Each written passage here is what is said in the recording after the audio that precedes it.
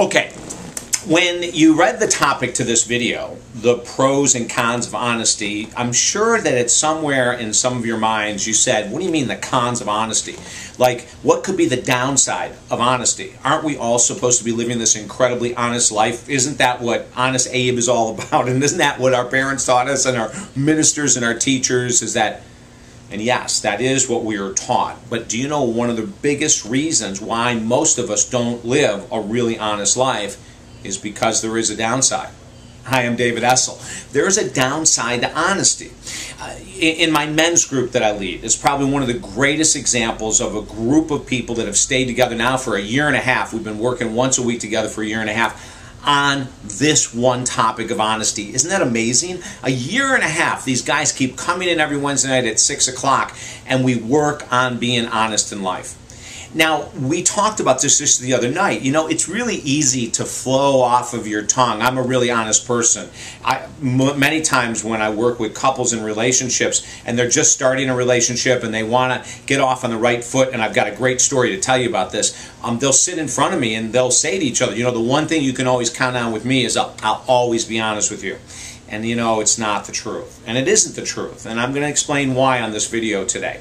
Now, the benefits of honesty are huge, but the challenges are even bigger, which is why most of us are afraid to be honest. See, if you're truly honest, and I'm talking about honesty with love, you know, not like brutal, in-your-face honesty and condescending honesty. I mean honesty with you're stating facts and you're just saying, this is how I feel. How does this dress look on me? Actually, I think you might look better in a different color. You know, that would be honesty, right? But not many of us do that with people in our lives. That's just a really simple example. But let me give you an example of a couple that I worked with that they came in and they really wanted to focus on honesty. Now, when I started working with them, they had been together for 2 months. They had both been divorced. They've both been in multiple relationships, and they decided to do this one differently. And they wanted to be honest at all costs. When they came in and sat down in the first session and said, what's the number one thing in your opinion that couples fail on? And I said, being honest, especially in the beginning of a relationship. You know, someone will go places they don't want to go because they want to please the other person, or they want to have a great appearance, or they, you know, whatever it might be. You don't want to rock the boat. So they sat down and go, oh, well, we're way ahead of the game. We've been together for 60 days and we're brutally honest with each other. And I said, awesome, this should be a walk in the park, right?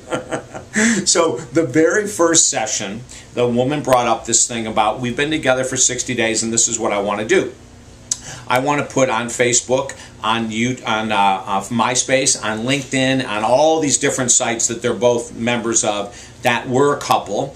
I want to make it known to the world we've been together for 60 days. I want you to start calling me your life partner. And she went into this whole list of things that you could tell that she's been like holding back for 60 days. You know, and she was very passionate and very excited, and there's nothing wrong with that. Everything that I just stated with the right person is absolutely perfect.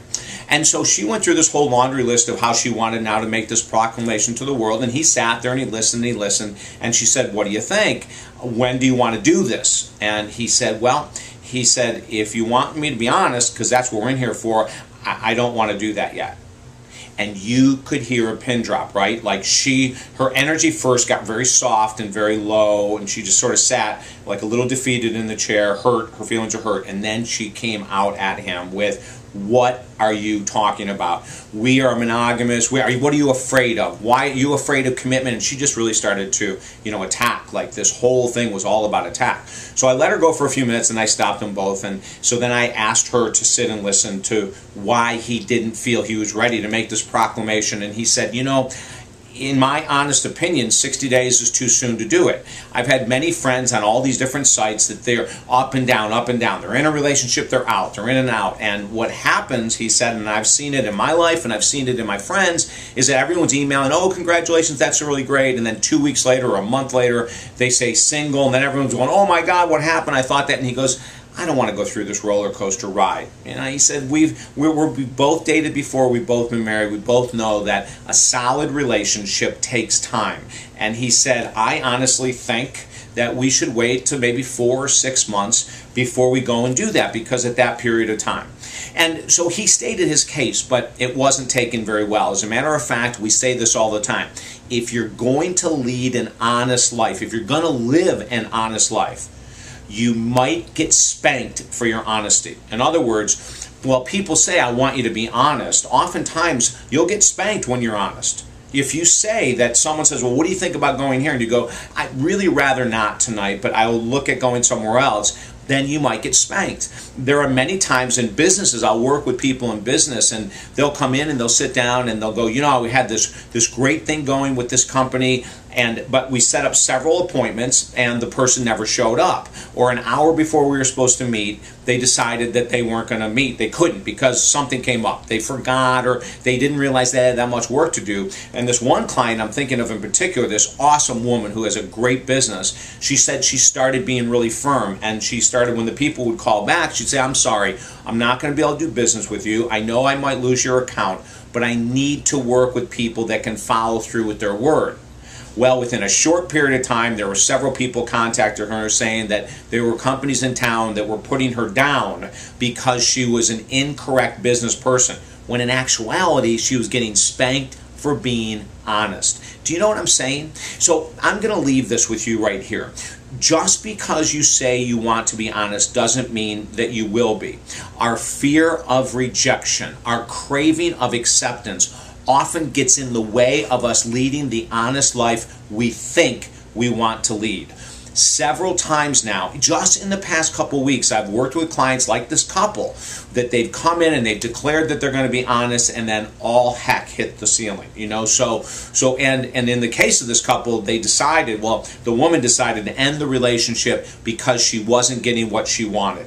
She didn't want to hear his honest reply. She wanted him to go along with her, and when he didn't, she decided to bail. Now, as I've worked with him for several weeks after that breakup, he has found this intense buildup of powerful self-esteem. He was really sad for the first several weeks because he thought he found his life partner, but now he sees that by being honest, he realized that that wasn't the relationship for him. And now this is the positive side of being honest. Even if you get spanked, even if people don't agree with you, even if you have your family shunning you, or friends gossiping about you, or businesses leaving you, or whatever it might be, because you're being honest and you're following what is true to you, even if those things start to fall apart at different times in your life, because they will if you're being honest. Not everyone's going to agree with you just because you're honest. You will start to build a deeper sense of self-love or self-esteem, and that will carry you through any storm that you might face. If I can help you whatsoever in leading a more honest life and dealing with this and figuring out how to be more honest, contact me at talkdavid.com. I would love to help. And don't forget to sign up at Super Slowdown under YouTube. Super Slowdown, and every new video that we have will go directly to your YouTube account, okay? And share this with friends. If you have friends that are struggling with being honest, they're afraid of rejection, we all are. They crave acceptance, we all do. But there's an unhealthy fear of rejection and an unhealthy craving of acceptance. And we all need to focus on being more honest. I'm David Essel. Have a great day.